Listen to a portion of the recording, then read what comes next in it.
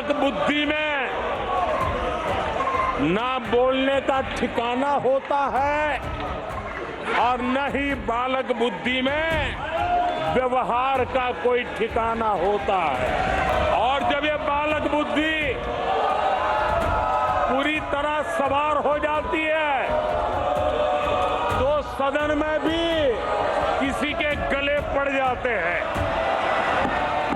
ये बालक बुद्धि अपनी सीमाएं खो देती है तो सदन के अंदर बैठ करके आंखें मारते हैं, आंखें मारते। आज देश इनसे कह रहा है तुमसे नहीं हो पाएगा। कांग्रेस ने झूठ को राजनीति का हथियार बनाया। कांग्रेस के मुंह झूठ का खून लग गया है। 1984 ভোটের পর ছবিটা মনে আছে? 10 বার এ দেশে নির্বাচন হয়েছে। সেই 10 বার নির্বাচনে 250-এর বেশি আসন কংগ্রেস পায়নি। তাহলে এই 10 বার বিজেপি সরকার চালিয়েছে। বিজেপি কি শাসক দল ছিল?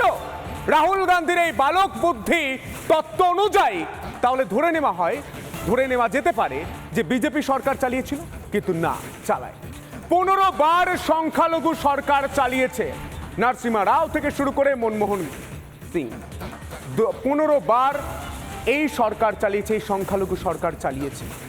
আজ বলতে গিয়ে রাহুল গান্ধী যে একাধিক কথা গতকাল বলেছিলেন, ধারাবাহিকভাবে বলে আসছেন, তিনি বোধহয় ভুলে গিয়েছেন যে সংখ্যালঘু 15 বার সরকার চালানোর পর এই কথা বলা মানে বালক বুদ্ধি। কি বলেছেন আজ প্রধানমন্ত্রী নরেন্দ্র মোদী জবাব দিতে গিয়ে? শুনবেন।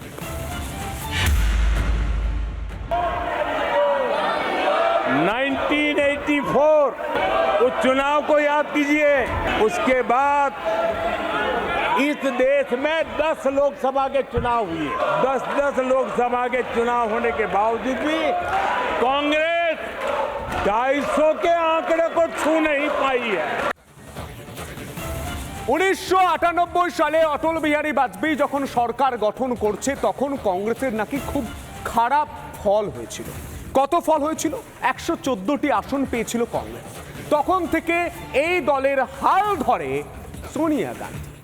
আজ যখন তার ছেলে বিরোধী দলনেতা রাহুল গান্ধী বালক বুদ্ধির মতো কথা বলছেন, তখন কি সোনিয়া গান্ধী চুপি চুপি কানের কাছে গিয়ে একবারও বলেছেন যে এই 99 পাওয়া 2024-এর থেকে 1998-এর ফল আরো ভালো ছিল?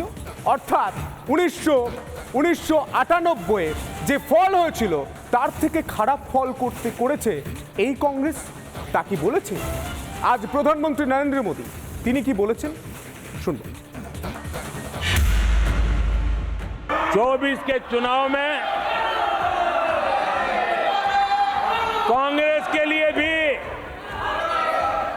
इस देश की जनता ने जनादेश दिया है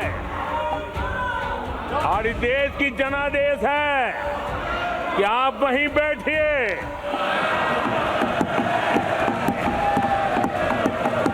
विपक्ष में ही बैठो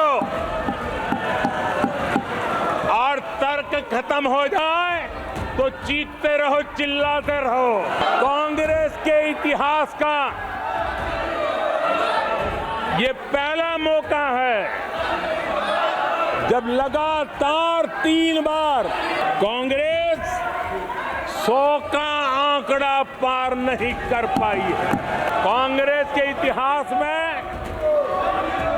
ये तीसरी सबसे बड़ी हार है। अच्छा होता कांग्रेस अपनी हार स्वीकार करती, जनता जनार्दन के आदेश को सर आंखों पर चढ़ाती, आत्ममंथन करती, लेकिन ये तो कुछ शीर्षासन करने में लगे हुए हैं। और कांग्रेस और उसकी इकोसिस्टम दिन रात बिजली जला करके हिंदुस्तान के नागरिकों के मन में ये प्रस्थापित करने की कोशिश कर रहे हैं कि उन्होंने हमें हरा दिया है। খুব স্পষ্টভাবে প্রধানমন্ত্রী নরেন্দ্র মোদী তিনি বুঝিয়ে দিলেন যে ধাপে ধাপে কংগ্রেসের পতন ঠিক কিভাবে হয়েছে। আর এই যে কংগ্রেস সারাক্ষণ একটা প্ল্যাকার্ড নিয়ে ঘুরে বেড়ায় 99 ভাব দেখায় প্রচুর সংখ্যক আসন পেয়েছে কংগ্রেস, বাস্তবটা তো সেটা না। মানে খুব সহজভাবে তিনি বুঝিয়ে দিয়েছেন যে আরে না রে বাবা, 100তে 99 নয় ভাই, 543-এ 99 পেয়েছো, তাও আবার জোট করে। আচ্ছা, কংগ্রেস সবসময় বিজেপির উপর সবসময় একটা অভিযোগ আনে যে সবসময় তারা নাকি, অর্থাৎ বিজেপি নাকি যাদের সঙ্গে একত্রিত হয়ে লড়াই করে, শরিকদের সঙ্গে হয়ে লড়াই করে শরিকদের ভোট গিলে নেয়।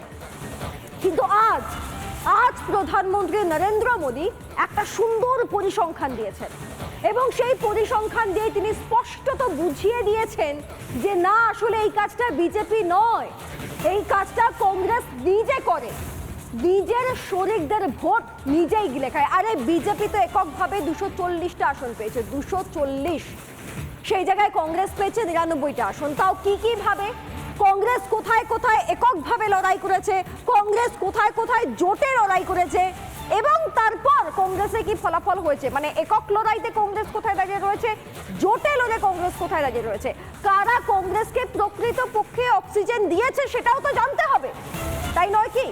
প্রধানমন্ত্রী কি বলেছেন আগে সেটা খুব মন দিয়ে শুনুন। और कांग्रेस की 99 सीटों में से ज्यादातर सीटें उनके सहयोगियों ने उनको जिताया है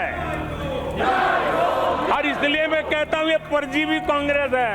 चुनाव में कांग्रेस पूरी तरह परजीवी बन चुकी और अपने सहयोगी दलों के कंधे पर उन्होंने चढ़ करके ये सीटों का आंकड़ा बढ़ाया है। अगर कांग्रेस ने अपने सहयोगियों के जो वोट खाए हैं वो अगर न खाए होते तो लोकसभा में उनके लिए इतनी सीटें जीत पाना भी बहुत मुश्किल था।